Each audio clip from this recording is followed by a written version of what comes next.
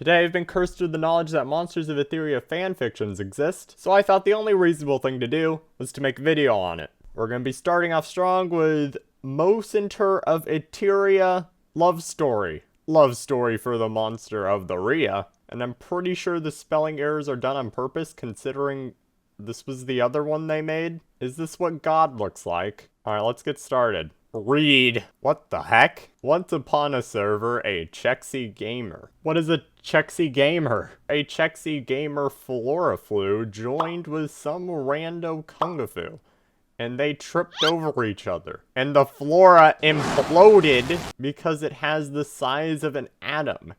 And it freaking died and had to respawn. Well, we're off to a great start. After the Flora frick respawn, she felt pahunny and oh whoa weird and ran to the Kungafu in love. And the Kungafu aura the Florafluff killing it in 0.02 seconds. Because the Kunga is a stupid noob and used bulk up, but after that, he understood that Flora loved him.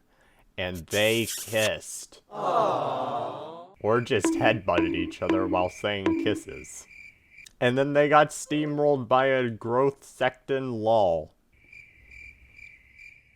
That was amazing. Why does it think I would like this based on that? I mean, maybe I would, you know? Who's the hot girl? Nash asked Josh. I gotta know who the hot girl is. Alright. Because I thought that one was so great, let's go on to the next one made by the same person. Epic Fanfic, Monsters of Etheria. ... I have no idea what I'm doing. Please don't ban me, pal. Can we please get ha ha ha funny banned for Monsters of Etheria? I think that would be ha ha ha funny. Once upon a time, some random that watched too much Undertale AMV thought it was a good idea to create the most powerful being alive, able to calculate any enemy movement, and dude, it's just freaking Sans.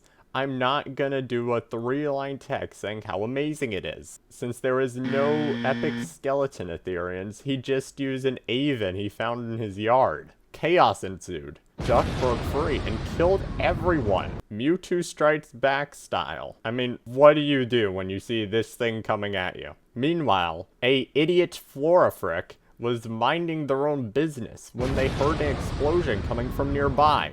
Oh yikes! Oh well, what? A rad as frick avian. Free XP, XD. Flora spams Razor Leaf and Bullet Seed. Avian proceeds to dodge every single attack with ease and somehow slash the Flora with the air. That's impressive because, I mean, the Flora frick is the size of an atom. Bro, what the frick? Hacks reporting. It's called skill. Imagine not having any. Cringe. More coming soon, XD. Ooh, alright, we got the next part. While walking to a city nearby, Flora gets attacked by 30 to 50 feral swinances and fricking dies, like the title says. What the heck you expected from this chapter? I didn't even read that. After Ultra Pog Sans kills all the swinances, he sees Flora behind him. I can respawn, lol, XD. Oh my gosh, the plot twist. How the region of Alcaz doesn't get affected by overpopulation is still a mystery. To be continued. Uwu, I want more. Please, some random troll. This is the greatest thing I've ever seen. Umbris in the Cursed Skull. Isn't it just so bright today, Mary said. She spread her wings in delight as sunlight comes crashing on her. I'm enjoying it too, as Umbri like me absorb the sunlight every day. We were all enjoying the harsh sunlight, but Sylph was an exception. How come you guys even enjoy this? It hurts my eyes. Oh, come on. Don't be silly. Don't look directly into the sun, 6 eyes. I signaled Sylph to get under my wings. He slithered under me, feeling a bit relieved. Thanks, Dusk. Those two knuckleheads are no fun. The moment we looked to the right, Mary was gone. She had flown to the top of the windmill. Look at me! I'm the Queen of Alcaz! Bow before me! Of course, your moth majesty. She got of the windmill. How about we go to the beach? It's real sunny right now. We can definitely enjoy our stay. The three of us agreed to his brilliant idea. I bet you can't catch me, Mary shouted. As she flew towards the water, Hey, wait up. I went to the shore and stepped on the soft, mushy sand. The feel of them on my claws soothed me a little. As the three of us played in the water, I see a stranded Solopsis. It seemed like it wanted to get in the water. I just can't quite make it. I grabbed the little guy and threw it into the water. That seems a bit aggressive. Not just gonna gently put it in the water, but you're gonna throw it? Right after, we saw a huge storm approaching us. We should find a place to stay, everyone. A storm is approaching. I pointed towards the forest, signaling that we should stay in the world tree. You just pointed at it? Do you not know how to talk? Whoa, this place is freaking huge, Mary said, shocked. Finally, it's good to see you again, World Tree, the Solar said, relieved. He set his hooves on the ground, touching the ground. I would hope so. I'm pretty sure the first part of that sentence implies that. A huge thunderclap reached to the ground before my eyes. The sound of it isn't comic or relieving at all. I went to one of the yellow igloo-looking domes and went inside the little entrance. It's getting a bit dark, so I decided to let them sleep with me in one dome, since I know they hate sleeping alone during thunderstorms. I guess I'll see what'll happen tomorrow, I thought to myself. The sky was covered by thick gray clouds, and nobody could see or feel the heat of the sun crashing onto them. A day already passed, and the storm wasn't gone. I gazed upon the entrance of the tree. The weather was getting worse. I can hear thunder and wind and rain. I had to figure out what was going on here, and what was causing it. Might as well stay up and see if the storm gets worse or not. Well, the storm is getting a little better. The clouds weren't so dark like before. The raindrops didn't fall as fast as it did yesterday. I couldn't really feel any wind. I didn't expect it to be so quiet today. The storm is as bad as yesterday? What happened? I didn't know either. I just gave him a blank stare at his serene eyes. I'm guessing you don't have a clue either, Dusk.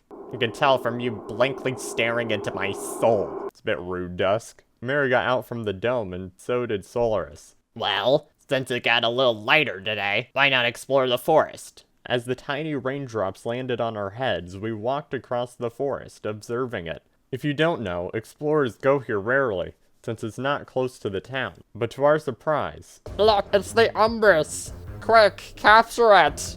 The storms will grow even more vigorous! I was befuddled. Why would they want to catch me? I looked behind me. Mary, Sylph, and Solar had a terrified look. It's got the little monsters behind it! Capture it, quickly! Before I could even blink, they captured me with ropes, and I don't have another choice but to follow them. I signaled to them that I'll be fine, and I can break out. We'll save you, Dusk! Don't worry, Mary screamed. And before I noticed, they're not in sight anymore. I don't understand. They said something about the storm. Or are they blaming me for it? I didn't do anything wrong, did I? I have to find a way to attack them, so I can be free. But the problem is, I can't go anywhere. They chained my claws to a spot on the wall. And they also chained my wings so that I can't fly anywhere. They chained it really hard and it hurts a lot. Then, my mind just went blank. I can't move. I can't do anything. I can't get out of this stupid cell. Everything was quiet. Quiet as a whisper. Everything I look at is treated like nothing in my eyes. And then, my mind started working again. It started thinking about something. Something I wanted to figure out while they took me away from my friends. Why did they bring me here? I wasn't doing anything bad.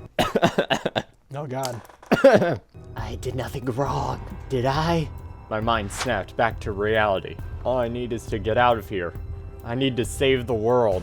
Oh, that escalated quickly. How are you... I thought you were just saving your friends. Why do you need to save the world now? What? Maybe my friends can save me, only if they know where I am. I mean, you don't even know where you are. So like, yeah, good luck with that. Maybe someone will pop out and magically unlock my cage like the stories. But this isn't a story. Well, I think I have the courage to attack them now. I burnt down the chains that kept me paralyzed with my move Ember. I burned down the bars that closed me in my cell. And little by little, the metal turned to goop. Pretty strong Ember.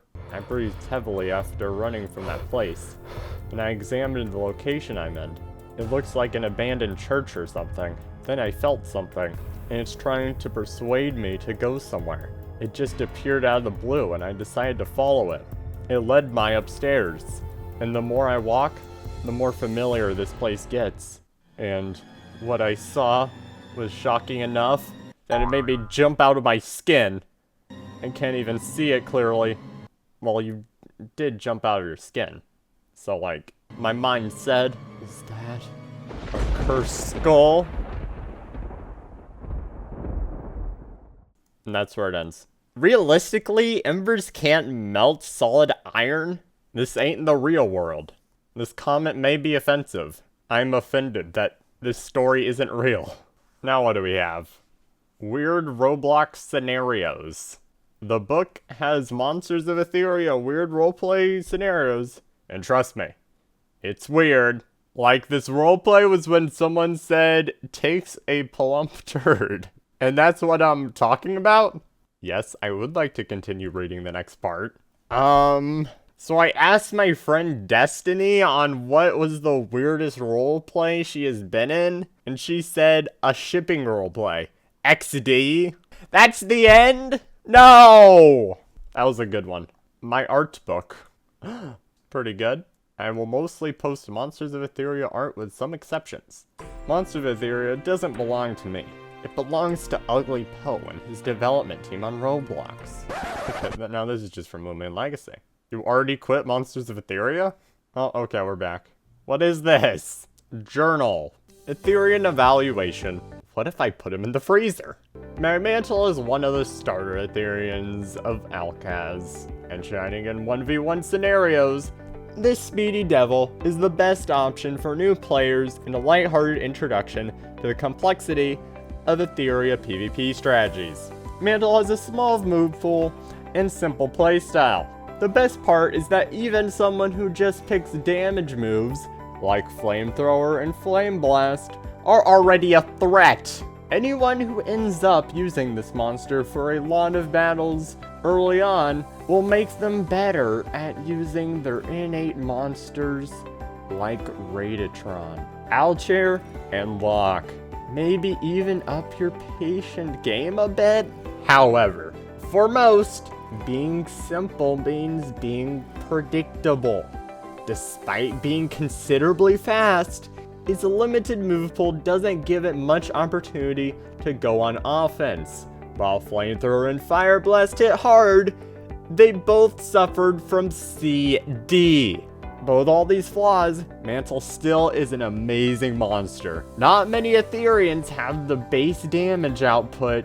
It gets coupled with a busted hitbox move like Flamethrower, a weather buff, and double dash. It can be quite risky, but against all odds, Mantle can end up as the scariest monster. The idea of documenting about Etherians seems interesting, though previous attempts proved too difficult for me. I decided to create a documentation that would suit me the best, rather than being overly meticulous over information. A journal-style documenting would give more constructive information than essentially wall text recommending which and what is optimal. Although previous thoughts, it would... I'm bored. What are the fanfictions? The boyfriend app? Yes, please. Okay, this one I'm intrigued by, because it's made by someone who was a moderator from my Discord 3 years ago. It was cold that night, and rain poured heavily on the earth below. The wind was not helping either, making the trees rock left and right, some even toppling over. Leaves were scattered everywhere and piled on top of each other on the muddy ground. The cloudy sky was a vast land of gray and black, with an occasional sound of thunder in the distance. The world was silent. But wasn't there the sound of thunder? There wasn't a single soul to be seen for miles. Only rain and darkness, until something rustled. A small, unrecognizable figure lurked in the bushes, gazing with watchful eyes to the outside world. Hidden deep in the leaves for a couple seconds, then swiftly leaped into another bush. It continued this until it used its wings to fly onto a branch attached to a tree. It was visibly aggravated, maybe distressed even. It almost fell off its branch in fright as a bone-chilling scream could be heard in the distance. As it scrambled to try and to maintain its balance, there was another shriek, this time even louder than before, which meant it was getting closer. Too close for comfort, and it leapt out of the tree and started running away from where the screams were coming from as it continued bolting through the forest. That was when it thought it heard the faint stomps of something in the distance, and it stopped. Stopped and listened, trying to hear if it's just its imagination. Maybe this was all just a terrible dream, although the downpour hitting like sharp needles against its brown fur didn't help in supporting that shimmer of hope. That was when a huge silhouette of a jet black figure sprung out from the shadows. It managed to dodge it just in time as a dark talon swung above its head. The tiny creature then flew up into the air, and this time dodged a fire blast that the monster had shot. It recognized that move. Flamethrower. The monster was a dragon then. Probably the Drakian that everyone spoke of. Umbris. It slammed its paw into the side of the cat-like monster's face, which then made it smash into a tree and yelped in pain as it staggered and fell to the ground, laying there in pain. It took all its might to just open a corner of its eye and see as the dragon of shadows loomed over it, as it slowly lifted its claws and was about to strike down and make the little creature never see the light of day again. Something odd happened. Everything happened in a blur. First, out from under a tree, another small monster could be seen making what could only be described as a huge, concentrated ball of shadow energy. And the next thing you know, it shot it straight at the draconian beast. With the Umbris distracted, the small creature took its chance and fled into the depths of the forest. The last thing it saw was the Umbris, the monster that shot it, attacking each other violently before it disappeared into the night. That is it. Actually, not bad. Next up, we have Monsters of Etheria Backstory Betold, which is by far the most popular one. The reading time is 2 hours and 50 minutes. Something tells me that we're not going to be able to get through all this. This is just an image. Oh, that's the main character I see. Oh wow, we actually have pictures. It started out with an Umbris carrying an egg. It delivered me to a safe spot where I can hatch and left forever. That's good. Umbris never returned. No! But I'm still there. Umbris left me in the deep void of Legends Halls. This wasn't even in Monsters of Etheria. This was in PFE. The deep void. Nice. POV. Umbris left you forever. And that's how I was born in. But the story never ended. Ooh. They weren't just left there forever. My luck of finding Umbris was horrible. I mean, you weren't in the void, so. I searched everywhere for Umbris, but it seemed as if he left me for somewhere else. When I had escaped from the deep void, I settled in the Rocky Mountains of Dragons. Now back to present days. I live in a small gap in the mountains because the dragons wouldn't accept me. They knew Umbris was the one who brought me to the safe place for me to hatch, so they left me in the gap because they wanted to keep me safe. They said the outside is dangerous, and monsters can kill me for XP for themselves. But I want this world to be peaceful without violence. Okay, so apparently in this Monsters of Etheria fanfiction, we are going to learn the key to world peace. Sounds like this person's got it all under control. Yo, I was searching Monsters of Etheria as a joke, but there's actually a book! Tears of happiness. Well, I was sitting in my crack gap thing, and then I heard a dragon said, "Everyone hurry! Ignitite spawned before our eyes at the depths of the volcano!" I was so confused, because I don't know anything about the world, because the dragons wouldn't let me go out. Then I went and visited the dragon library. The dragon librarian asked me, "Why are you here, Lola? Aren't you supposed to be with the others going for Ignititan? Isn't she supposed to be in her crack in the wall?" I answered, "Why aren't you there too?" It's not really an answer, just asking another question. "I'm going there, okay?" I went ahead to go find a book about Ignititan. The legend says that. Ignatian once was the rulers of metals. He used to stomp over the monster village. And he used to control the city and force everyone to listen to him. Then a monster had enough and banished him. Years later, Ignatian returned and said his sorries. I've made a severe and continuous lapse in my judgment. And so on, Ignatian used his powers for good and helped the monsters in the community. The end. Since Ignatian returns every year, I have a chance to ask him for help to find Umbris. I flew as fast as lightning to him. What, you found him immediately? What? Ignatian, I am Lola. I have heard about you before. And my good friend Umbris had hatched an egg. So that's you, Lola. Yes, and them Umbris left for good. Ignatian told me that Umbris left because he didn't want anyone to know he brought an egg to hatch for itself. Well, that wasn't a very good plan of his. I'm pretty sure everyone knows about that. I left and flew back to my place. Then I heard Dragon called my name. I turned around, and the dragon gave me an actual home in the dragon village. What? So Lola Fairy just broke the rules that the dragons had been establishing for years? And then whenever Lola Fairy breaks them, they just treat Lola Fairy perfectly fine? They actually decide to treat Lola Fairy good now? What? I figured out that Magoo was a part of Umbris's pack. So I exactly know where Magoo lived because the dragon librarian used to tell me where. I went to the Haunted Mansion where I found Magoo. What brings you here, little friend? Umbris and his legends. Magoo wasn't expecting that answer. Magoo thought about just disappearing.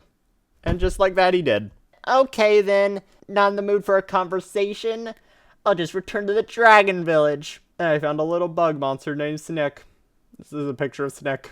Crazy Pokemon character quiz. Okay, hold on. I need to interrupt this fanfiction so I can take the crazy Pokemon character quiz. Hang on. So first off, you need to choose 25 Pokemon characters. Fill this up before you go to the first part. Here's an example of a situation. One is given a gun and told to shoot 2 or 3. In my case, Dawn is given a gun, told to shoot Brock or Gary. My answer, Gary, because I don't know, I just feel like it. Why did you kill this man? Because I don't know, I just feel like it. Here's my list. Bidoof is forced to kill Bidoof. How will Bidoof do it? Can Bidoof even kill Bidoof? That's like asking what happens when unstoppable force hits an immovable object. I think the fabric of the universe would just collapse on itself. This game makes no sense. Okay, I'll admit that this story isn't just about me. It's about all the monsters in Etheria. Including me. This pitch is my pitch for the taking. It all started in the place where I call the bug place. Here's an example. This is a great quality image section. Okay, so I traveled my way to the Haunted Mansion for the library. I opened the secret door, finally. P.S. It took me about 4 hours. Wow, Secton's an idiot. A book fell from the shelf, and it said mutations on the cover. Do I have a mutation? No, not really. Oh. Okay, so then I have 2 mutation forms, Cerid and Secton. Well, that's nice for you. Yes, it is. So then I just found Lola hanging around, and then I decided to help Lola. After we searched full on, Umbris wasn't found in Etheria at all. Okay, so then we tried our plan B, if plan A fails. Tell the reader plan B! Okay, plan B was to talk... What was plan A again? Huh? Okay, plan B was to talk to the monsters throughout Etheria living. Didn't you forget to say something very important? Like what? Introduce your name? Oh, yeah, hi, I'm Serenity, a Snick species monster. Then I suggested we go to the mansion and find Umbris' special book. Now the book said that Umbris once went camping in the Dragon Mountains. Yeah, just as a weekend activity? Why is that in a history book? That mountain's lava can be very dangerous.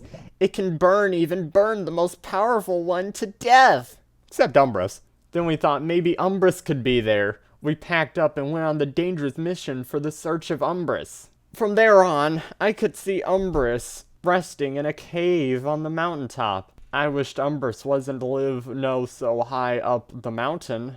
Uh-huh. But I loved it. I mutated to a Siren because of it. Serenity flew to the side of the mountain and stuck her tail into the crack. Oh, Serenity's a girl. And I gave her that voice. This is fine. And we managed to pursue Umbris back to Etheria to reunite with its friends. Apparently there's Lumion Legacy fanfictions also. and Sans. Let me know if you want to see me read those. Probably not Sans. Well, there you have it. That was Monsters of Etheria Fanfictions. I'll link them in the description. Let me know which one was your favorite. I like this one. 1,500 likes, and I'll do another video on these. Thanks for watching.